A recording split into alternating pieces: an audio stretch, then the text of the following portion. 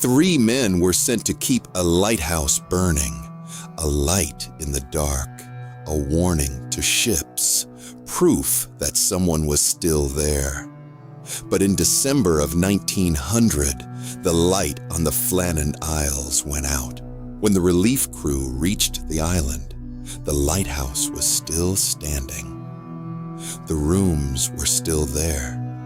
The equipment was still there. The sea was still moving around the rocks, but the men were gone. No bodies, no witnesses, no final message, just an empty lighthouse and one question that has never gone away. What made 3 trained keepers leave the safest place on the island? The lighthouse was not near help. It sat on Eilean Mor, roughly 20 miles west of Lewis, cut off by open Atlantic water. Remote, exposed. The lighthouse stood above a 200-foot cliff, staring out at the wilderness of the North Atlantic. In December of 1900, 3 men were stationed there: James Duckett, Thomas Marshall, Donald MacArthur. They were not visitors, they were lighthouse keepers. Their work was simple, but the simplicity mattered. Keep the light working, record the weather, maintain the station, survive the rotation. This was a place assigned to men who understood danger, not because they were fearless, because the job required discipline. Routine was survival. And in December, that routine broke. The first warning came from a passing ship, the steamer Archtor. The log noted that the Flannan Isles light was not showing. That should not happen. A dark lighthouse wasn't just a technical failure. It was a warning to anyone crossing that stretch of water. Bad weather delayed the relief. By the time the Hesperus reached the island on December 26th, the light had been dark for days. The crew expected the usual handover. Men waiting at the landing platform, a signal flag flying, a return to shore. Instead, the island stayed silent. The horn sounded. No response. A rocket was fired. Still nothing. Relief keeper Joseph Moore went ashore alone, climbing the steep, ice-slicked steps toward the compound. He was not walking into a ruin. He was walking toward a working lighthouse that should have had men inside it. But the keepers were gone. The lamps had been prepared for the night's watch. The rooms were not destroyed. The station looked less abandoned than interrupted. 2 sets of outdoor clothing were missing from the entryway hooks. One set, Donald MacArthur's heavy oilskin coat, was still hanging inside. But when he reached the station, the keepers were gone. That was what made the scene feel wrong. Not destroyed, not abandoned, interrupted. The lamps had been prepared for the night's watch. The rooms were still intact. The station still carried the shape of routine, but the men who kept that routine were missing. 2 sets of outdoor clothing were gone from the entryway hooks. One set, Donald MacArthur's heavy oilskin coat, was still hanging inside. The island was searched. The cliffs and landing platforms were checked. But no trace of Duckett, Marshall, or MacArthur was found. No body, no final signal, no answer from the island. Only the lighthouse, still standing, still prepared, and suddenly empty. The simplest explanation is that the sea took them. The Flannan Isles were dangerous, The landing areas were entirely exposed to deep-sea swells. At the West Landing, equipment had been torn loose. A box more than 100 feet above sea level had been broken open. Iron railings were bent. Even stone had been shifted. The sea around the island could hit with enough force to damage stone, railings, and anything left unsecured. So the theory goes like this. One or more of the men went outside, maybe to inspect the damage to the platform, maybe to secure equipment before it was torn away by the gale, maybe because something near the landing needed immediate attention. Then a wave came in harder than expected. One man was taken. Another tried to help. Then the third followed. Within minutes, the sea removed every witness. The wave theory explains a lot. The missing bodies, the lack of a fight inside, the damage near the landing. But it does not explain everything.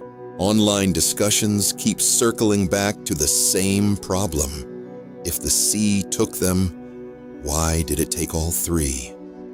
And why did the island return nothing? No body, no final trace, no clean answer. The sea can explain where they may have gone. It does not fully explain why all three crossed into danger. Imagine two keepers leave the lighthouse. They expect to be gone for minutes. Routine work. A quick inspection of the landing or the equipment. Inside, one man remains. At first, nothing feels wrong. The light is his responsibility. The walls are his shelter. Then time passes. The wind keeps moving. The sea keeps hitting the island. The men do not come back. Now the question changes. If you are the last keeper inside, what do? You know the light must stay manned. You know the safest place on the island is behind the walls. But outside, two men may be injured. They may be calling. They may be slipping on wet stone. They may already be gone. Maybe you wait. Maybe you tell yourself they will come back. Maybe you listen for something you do not want to hear. At some point, staying inside stops feeling like duty and starts feeling like abandonment. If one set of outdoor clothing was left behind, that detail becomes heavier. A man leaving without proper gear is not going out for routine work. He is reacting. Maybe he heard something. Maybe he saw something. Maybe he waited as long as he could. In this version, the sea did not take all three at once. The first two were taken by the storm. The last one was taken by the moment. The real question is not, was there a wave? It is this. What made the last keeper step out of the safest place on the island? Another theory starts inside the lighthouse, not with the sea, but with the men. The Flannan Isles were remote. There was no quick escape, no neighbor, no street, no normal break from the people around you. Just the lighthouse, the weather, and the sea. Isolation does not always break people in one dramatic moment. Sometimes it wears at judgment slowly. Sleep gets worse. Routine becomes pressure. Small conflicts get bigger. Then there is the darker lore around the logbook. Later versions of the story describe strange entries, men shaken by a storm, one keeper crying, the men praying, and then calm weather after it was over. Those details are disputed. Maybe they belong more to the legend than the record. But people keep returning to them for a reason. They turn the lighthouse from a workplace into a pressure chamber. Did tension build between the keepers to a breaking point? Maybe an argument. Maybe panic. Maybe one man became unstable. Maybe the others tried to calm him down. Maybe the conflict moved toward the door. If that happened, the decision to leave the lighthouse would not start with a wave. It would start with a human moment, a raised voice, a bad decision, a choice made in anger or fear. Once they were outside, the island could finish the rest. But there is no confirmed evidence of a fight. No bodies were found. No final account survived. But this theory explains something the sea alone does not. Why trained keepers might break procedure before the wave ever arrived. There is one more layer to the Flannan Isles case, not because it is the most likely, because it explains why people still talk about it.